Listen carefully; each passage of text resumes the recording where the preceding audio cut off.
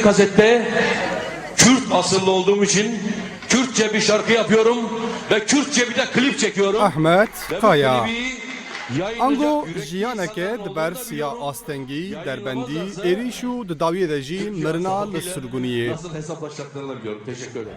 Hunermendê Kurd ê ku hîna jî li Tirkiye ew hunermend e ku herî zêde xelk guhdariyê lê dike, piştî mirina xwe jî dibe mijara dadgeh û astengiyan.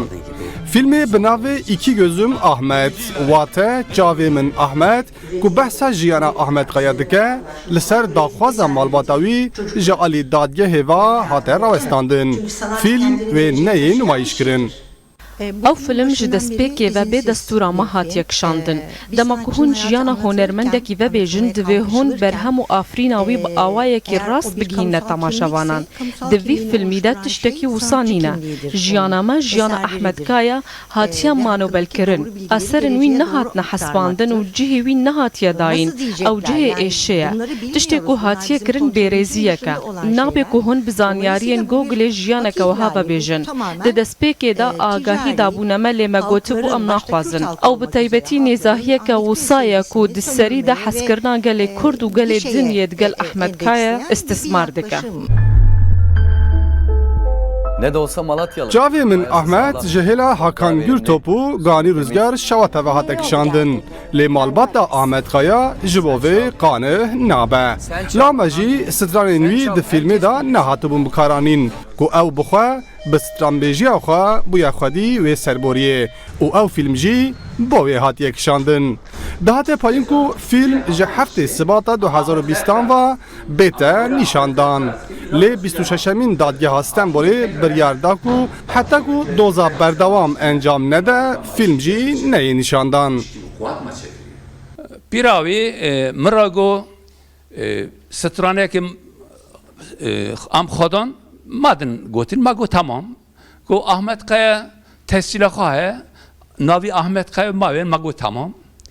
Başe birê Ahmet Kaya mazin Mustafa Kaya heye. Ev jî tav me ye. Wî jî film da lîst. Yani hatta niha tu sansür tinav, tu dank tinav. Film hatim der. Artık mesela paraya, mesela çeve jinizanım, az güney halkı jinizanım. Kuflatı Ahmet Kaya, kuflata maye. Biri Ahmet Kaya kuşkamına. Az rin nastikim, amnacı mirin nastikim. İnabı ki, yeki Türk va filma çekirasa, az var fikirdekim ki biri Ahmet Kaya danya khona dikir. Tabii ki ilk teklif geldiğinde ben onur duydum. هاتنا vê pêşniyazê bû min rûmetek bû ku ez rûla Ahmet Kaya bilîzim.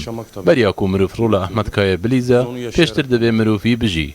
Min jî ew jiya û wesalîst. Em ne li benda vê biryarê bûyîn. Ji ber ku ne ji ber mafê telîvê ew biryar hatiye wergirtin. Ew biryareke mafên taybetî ye. Hêvîdarim ku em vê rûdanê çareser bikin. Bakalım inşallah bu olayı çözeceğiz yani. Burası Dersim'dir kardeş.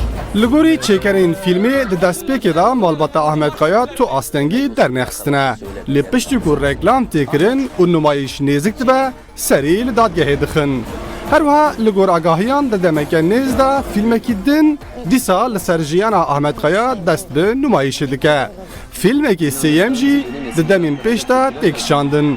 Ji bo wan her du filman hatta niha tu biryar û derbendî nînin. Ravînstek, Rudaw, İstanbul. Yaşasın halkların kardeşliği.